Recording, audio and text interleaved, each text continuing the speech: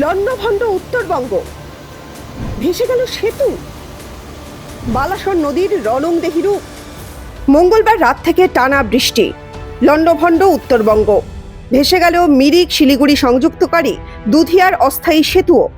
ভয়ঙ্কর রূপ নিয়েছে বালাসন নদী। পরিস্থিতি দেখতে পৌঁছে যান বিজেপি সাংসদ রাজু বিস্তা। ক্ষোভ উগড়ে দেন তৃণমূল সরকারের বিরুদ্ধে। সরাসরি মমতাকে আক্রমণ শানালেন তিনি। ममता दीदी था, टूट गया, टूटना ही था। और जब 1.5 साल होने को है, एक नदी का ब्रिज कोई अगर सरकार नहीं बन सकती, उसका तो टूटना तय था। 2026 में टूटा ही है। और इसके कारण जब ब्रिज टूटता है तो सरकार को तो कुछ फर्क नहीं पड़ता। ममता दीदी को, टीएमसी को आज तक कुछ फर्क ही नहीं पड़ा। फर्क किसको पड़ता है? यहाँ की पब्लिक को पड़ता है। उनके घरों में पानी घुस जाता है। और ये जो टेम्परेरी जुगाड़ किया है, ये तो 5वीं क्लास का बच्चा भी कर सकता है, वैसा काम करके गए हैं। গত বছরের অক্টোবরে দুধিয়ার এই ব্রিজ ক্ষতিগ্রস্ত হয়। ফের একবার প্রাকৃতিক দুর্যোগের দাপটে ব্রিজ ভেসে যাওয়ায় ক্ষতি হবে ট্যুরিজমে, আশঙ্কা করছেন স্থানীয় ব্যবসায়ী থেকে শুরু করে বাসিন্দারা। सिलीगुड़ी और मिरिक का बहुत इम्पोर्टेंट यही रास्ता था और अभी टूरिज्म का समय है। इस समय ऐसा कैसा हुआ है? पहाड़ का क्षति कितना होगा? की बात है, बहुत डैमेज हो रखा है। क्योंकि पहाड़ में ज्यादातर आदमी अनएम्प्लॉयड है, पहाड़ में ज्यादातर आदमी गरीब है, हर किसी का पैसा नहीं है। छोटा छोटा दुकान चला के, होटल चला के, गाड़ी चला के आदमी लोग लाइफ सर्वाइव करता है। आज वही डैमेज हो रखा है। एक लाइफ लाइन है दुधिया मिरिक के लिए, पशुपति तक के लिए। वो लाइफ लाइन डैमेज होने के मतलब है कि आदमी का व्यापार नष्ट होना है। जो ब्रिज जो था, ब्रिज का जो कंडीशन था वो ठीक नहीं बनाया था। जो ये टेम्परेरी जो था बहुत ही कमज़ोर, मैंने थोड़ा बारिश में ही ये ब्रिज डिसमेंटल हो गया, कोलैप्स हो गया है।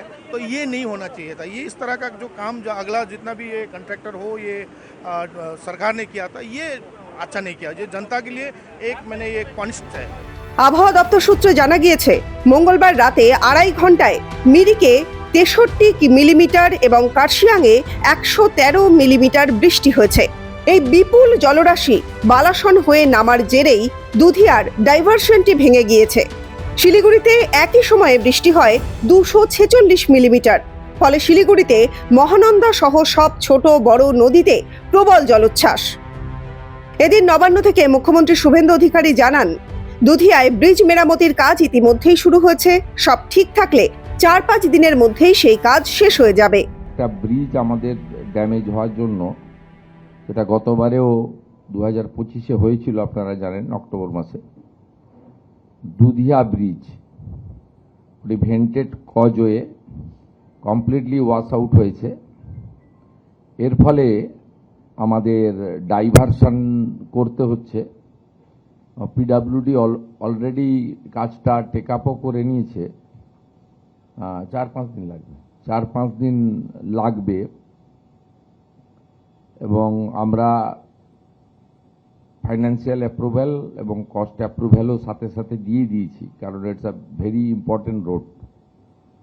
এখন 4-5 দিন মধ্যেই কাজটা শেষ করা যাবে আশা করা যায়, যদিও ওয়েদার ফোরকাস্টে আগামী 2 দিন ওইসব এলাকায় আপনার রেড সিগন্যাল রয়েছে।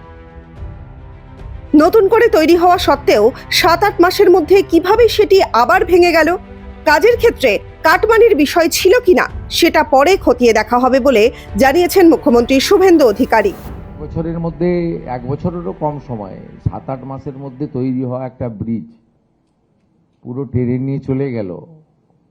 সেখানে কাটমানি ছিল কিনা, গুণগত মান ছিল কিনা, সেগুলো আমাদের বিচার্য বিষয়ের মধ্যে পরে থাকবে। কিন্তু এখন গুরুত্বপূর্ণ রাস্তা রেস্টোরেশনটা আগে। আমরা সেই জন্য ওখানে পিডাব্লিউডিকে কাজে লাগিয়ে দিয়েছি। এরই মধ্যে আশঙ্কা বাড়িয়েছে আবহাওয়া দপ্তর। বিশেষ করে 20শে জুন শনিবার উত্তরের 2টি জেলায় রেকর্ড বৃষ্টির সতর্কতা জারি করা হয়েছে। উত্তরবঙ্গ এবং সিকিমে পর্যটকদের পাশে দাঁড়াতে কন্ট্রোল রুম খুলেছে পর্যটন দপ্তর। তবে প্রশাসন সব দিক থেকে তৎপর, তা জানিয়েছেন মুখ্যমন্ত্রী শুভেন্দু অধিকারী।